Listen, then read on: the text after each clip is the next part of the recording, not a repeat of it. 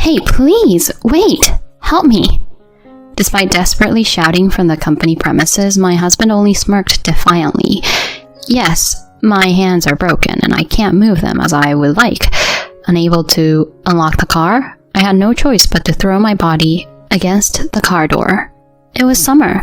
Sweat pours out of me and I start to feel sick in the 100-degree-plus seat. Even seeing me like that, my husband didn't change his expression at all. On the contrary, he waved his hand cheerfully and disappeared somewhere, seeming to enjoy himself. In that moment, everything went pitch black, and I found myself standing on the brink of despair. Why am I going through this? If it continues like this, my body will really go haywire. Someone, please help me. As the discomfort grows, my consciousness gradually fades. Then, I heard unexpected voices. It was the voices of unfamiliar people. My name is Maggie, and I'm 29 years old. I'm just an ordinary office worker in a general company. I met my husband Keith 3 years ago, and we got married just a year ago. We initially got to know each other through work, so we have a mutual understanding of each other's duties. When I said I want to continue working even after getting married, he smiled, gently. It's fine, isn't it? Nowadays, it's normal for women to work actively. But your mom was a homemaker, right? And before, you also said you wanted me to be a homemaker when we got married. Don't worry about that. I just wanted you to live in a way that feels right for you. Really? Is it okay for me to keep working? Of course. Honestly, it would be more helpful if both of us worked until we have children. Thank you, Keith. I'll make sure to manage household matters properly too. In response to that, my husband gently stroked my head, saying, You don't have to push yourself. I had always loved how he respected my feelings to the fullest since the early days of our relationship. But when did it start? When did he, who used to be so kind, suddenly become cold and distant? The first time I felt a sense of discomfort was about 6 months into our marriage, on a certain day. During this time, my work was hectic, and I was dealing with days filled with continuous overtime. With a lot on my plate, and having assumed a managerial position at a young age, I had to approach my duties with a sense of responsibility. On the other hand, my husband's company rarely required overtime. Since promotions were mostly based on a fixed schedule, he usually returned home earlier than I did.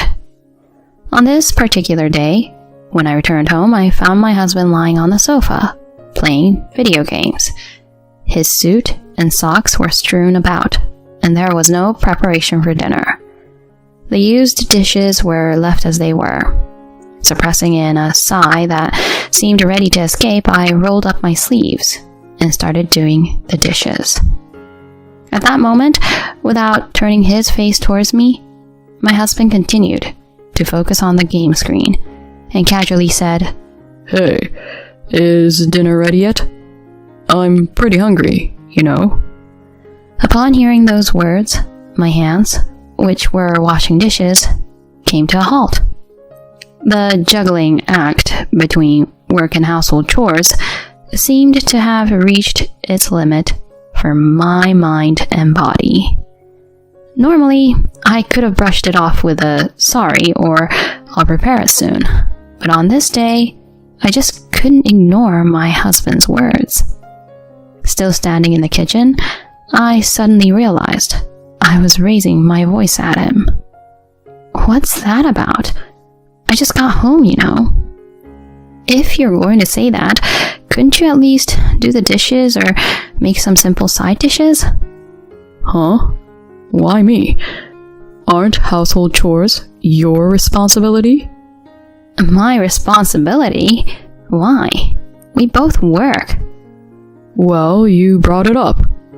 When we got married, you said, I'll do my best with household chores too.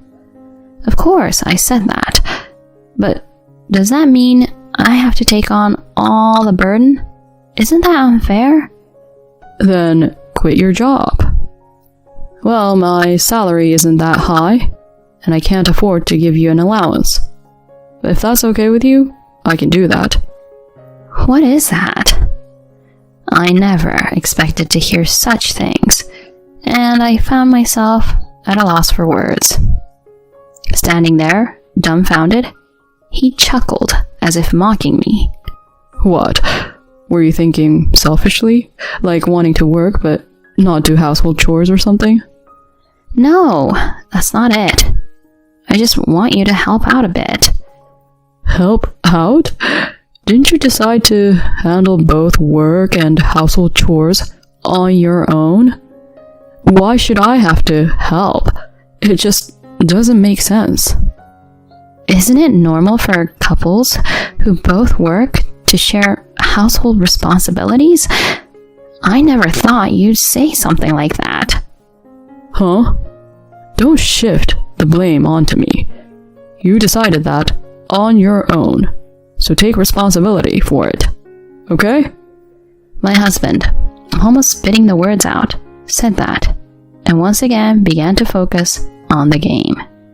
Unable to retort any further, I held back the welling tears and could only desperately continue with the household chores. Why do I have to go through all this alone? We are a married couple. Couldn't he help a little? I just want to have a happy marriage. What's wrong with that? From this day onward, my husband's words and actions escalated rapidly. Even if he came home late due to overtime, he started hurling abusive words at me. Hey, why are you always so late? How long do you intend to keep dinner waiting? Sorry, but I did tell you beforehand that I would be late today before leaving for work. Huh? Like I would know that? You're using work as an excuse. Typical of a woman to abandon household chores. No, I didn't mean to neglect chores with a broom. Then, what is it? The result of prioritizing work is this, right? Ah, I thought I married a good wife, but I feel like I've been betrayed. You don't have to say it like that. Faced with me on the verge of tears, my husband sighed as if it were a bother. The kindness reminiscent of our early days of dating was nowhere to be found, replaced only by harsh words. Each day, my mind and body approached their limits within this challenging routine. Despite that, what made me want to continue the marriage was the presence of my in-laws. They lived about an hour away by car from our modest apartment, and they regularly visited, bringing delicious cakes and sweets from my favorite shops. Each time, they would speak kind words to me. I loved how they treated me with affection, like their own daughter. Today, once again, my in-laws showed up with smiling faces. Today, Mom and I stopped by Maggie's favorite shop, and they had a new dessert on sale. Oh, come on. We were so excited and bought it all for Maggie. It genuinely makes me happy when they take actions with me in mind. Accepting the paper bag handed over by my father-in-law, I expressed my gratitude with a beaming smile. Thank you so much, Mom and Dad. I'm really grateful for your thoughtfulness. Always. What are you saying? Maggie is our precious daughter, so it's only natural. Keith seems to be inviting you, and I'm grateful for you for marrying someone as lovely as you. No, it's not like that. I'm always causing trouble for Keith. What are you talking about? Keith is the one causing trouble, isn't he? He's the type who doesn't do any household chores. That's right. That kid has a bit of a sloppy side. If anything happens, feel free to consult with us anytime, okay? Sorry. As they were having such a conversation, my husband barged in at just the right moment. He pulled me close and began to act like a happily married couple. Both Mom and Dad worry too much. We get along really well, and we share the household chores properly. Really? I can't believe you can do such skillful things. That's right. You're just handing everything over to Maggie. That's not true. I do my share of household chores since Maggie is working, you know. What about it, Maggie? I shuddered involuntarily at my husband's smiling face. How could he tell such lies as effortlessly as breathing? Nevertheless, I couldn't afford to cause trouble for my in-laws because of me. I desperately responded with a smile that said, "Yeah, it seems that way." Seeing that, my in-laws smiled happily. That's right. I must not ruin this happiness. For the sake of my beloved in-laws, I had to endure. Every time my in-laws visited, I repeated the act of pretending to get along well with my husband. One day, something happened. After work, I fell on the stairs at the station, resulting in fractures in both arms. Bystanders called an ambulance, and I had to be transported to the hospital for emergency treatment. I was forced to stay in the hospital for a while. Since my job involves using a computer, this injury could impact my work. When I contacted the company and explained the situation, they told me not to push myself and take a break, so I decided to take about 2 months off. Both the injury and the need to take time off from work were entirely due to my own carelessness, so there was no helping it. But what saddened me the most was that my husband didn't visit me once during my hospitalization. After about 2 weeks in the hospital, I was discharged. I had informed my husband of my discharge date, but there was no response from him. Maybe Keith won't come to pick me up after all. Unable to move both arms, I couldn't carry my belongings and take the train home. I had no choice but to pick up a taxi at the hospital and go home. While pondering such thoughts, I headed to the hospital's main entrance with the assistance of a nurse. There, I was met by my husband, waiting with a refreshing smile. Maggie, I've been waiting for you. Huh? Keith, why? Why? Because I was worried, of course. I decided to come and pick you up. You can't go home alone when you can't use both hands. But I contacted you, and you didn't reply at all. Sorry. I've been busy too. Anyway, let's go home quickly, okay? You must be tired of the hospital life, right? My husband received my belongings from the nurse, loaded them onto the car's cargo area, and then opened the passenger seat door, seemingly guiding me. Observing him with his smart demeanor, the nurses were all cheering and getting excited. I nodded at them, then got into the car with complex emotions. As we drove, my husband kept repeating trivial stories. Until I was hospitalized, he used to hurl verbal abuse at me and maintain a cold attitude every day. I wondered what had brought about this change. With a sudden shift to kindness, I felt a sense of distrust towards my husband, contrary to how things were before. Ignoring my feelings, my husband parked the car in the parking lot of a park about 10 minutes from our home and slowly began to speak. Well, from here, drive back home on your own. Huh? Wait a minute. Are you kidding? This has to be a joke, right? A joke? After neglecting household chores for 2 weeks, it's only natural that you face the consequences. Wait, I still can't use both hands, and the sensation in my arms hasn't fully returned. Driving back alone from here... Shut up. Do you even realize how much I struggled because of you? My shoulders involuntarily twitched at the sound of my husband's shouting. He hadn't come to pick me up out of kindness.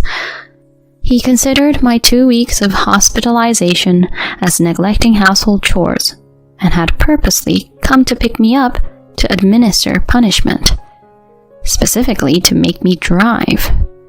My husband unfastened only his seatbelt and tried to exit the car. As he stepped outside to close the door, I pleaded desperately with him. Wait, Keith. Once I've healed, I promise I'll take care of the household chores properly. You've been slacking off for 2 weeks already, haven't you? Excuses won't work now. Please, forgive me. If I'm left behind in this intense atmosphere at work, it will only get worse by the time I reach the venue. I don't care. Fix your hands quickly and come out on your own. That's... The husband coldly uttered his words and forcefully slammed the car door shut. To make matters worse, he locked it from the outside. Hey, please, wait, help. Desperately, I raised my voice from inside the car. However, the husband just smirked mockingly. The sensation in both hands has yet to fully return. Unable to open the car lock from the inside, I had no choice but to throw my body against the door. No matter how many times I tried to calm down, my body remained unresponsive. It was summer, with temperatures exceeding 100 degrees Fahrenheit. Sweating profusely in the scorching heat, I began to feel nauseous. Despite witnessing my condition, my husband showed no change in expression. On the contrary, he happily waved and disappeared somewhere. In that moment, everything in front of me went pitch black, and I found myself standing on the brink of despair. Why am I in such a situation? If things continue like this, my body might truly go awry. Someone, please help. As the discomfort grew, my consciousness gradually drifted away. I no longer had the energy to move my body, and my vision began to blur. Maybe it's over. Just as I was about to close my eyes, Hey, Maggie! I wake up with a start at the loud call. Looking out the window, my in-laws continue to call my name with pale faces. Father! Mother! Are you okay? The keys? Can't you open it? Oh no! Maggie's arm! My father-in-law hurriedly tries to open the door, but it doesn't budge because it's locked. Then he grabs a nearby concrete block and smashes it against the rear window with all his might. After repeating this a few times, cracks gradually appear on the window and it slowly shatters. Through the broken area, my father-in-law reaches in and unlocks the car from the inside. Maggie, are you okay? Being pulled out of the car by my in-laws, I was shedding tears of relief. Yeah. It was scary. I was so scared. Holding me gently like a child, my mother-in-law comforted me. When I heard the story, it turns out they were on their way to our house. Passing by the park, they noticed our car, and recognizing the license plate, they found me in a dazed state inside. Tell us, what happened? Explaining to my father-in-law, who was looking at me with a serious gaze, I recounted what had occurred. The expressions of my in-laws improved rapidly as they learned the truth. Sorry, Maggie. I can't believe Keith would do something so terrible. No, I'm sorry for keeping quiet too. I can't take it anymore after this incident. Yeah, I understand. We'll protect you. So don't worry. That's right. You don't have to worry anymore. Mom, Dad. Anyway, let's go and put an end to all of this.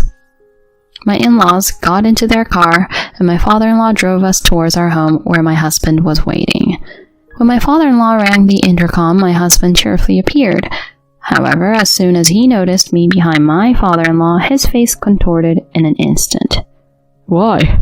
Maggie, why are you here? From the expressions of my in-laws, he probably understood everything. My husband's face rapidly turned pale. Keith, I heard everything from Maggie. My husband clearly appeared disturbed by the cold statement. No, it's a misunderstanding. It's just that...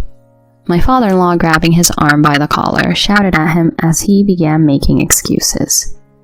Don't mess around. Hurting such a wonderful wife like this? How much of a scumbag are you, huh? Pretending to get along in front of us and secretly hurting her like this? As a man, you're finished. No, I just want Maggie to become a good wife. A good wife? Coming from you, who isn't a good husband, you idiot? I'm truly disappointed in you. I'm cutting off our parent-child relationship. Never come back home again. Scum like you can live alone in loneliness. Suffer on your own. No way. Mom, please say something to her. His plea was rejected as my mother-in-law shook her head. In her place, I bluntly stated, "You've done more than enough awful things to me. Perhaps losing your family is the payback you deserve." No, I don't want that. Please, don't abandon me. No, I can't take it. My husband clutched his head and crumbled to the floor from his knees. Despite his tearful apologies, I couldn't bring myself to forgive him. I decided to rely on my in-laws until I found a new place to live. With my parents-in-law as witnesses, I divorced my husband. Perhaps fearing his parents, Keith readily signed the divorce papers. Instead of seeking alimony, I demanded he never to be involved in my life again. Since we had common colleagues at work, news of our divorce quickly spread. Afterward, Keith seemed to have a hard time at work, repeatedly being late or absent without notice. It seemed like it was only a matter of time before he would be fired. But I felt no sympathy for him. Let him sit behind bars and suffer for all I care. I can never thank my supportive parents-in-law enough for saving me at that time and continuing to support me. They are my benefactors. I hope to repay my in-laws properly in the future, no matter how it takes shape. For now, let's focus on fully recovering from the injuries.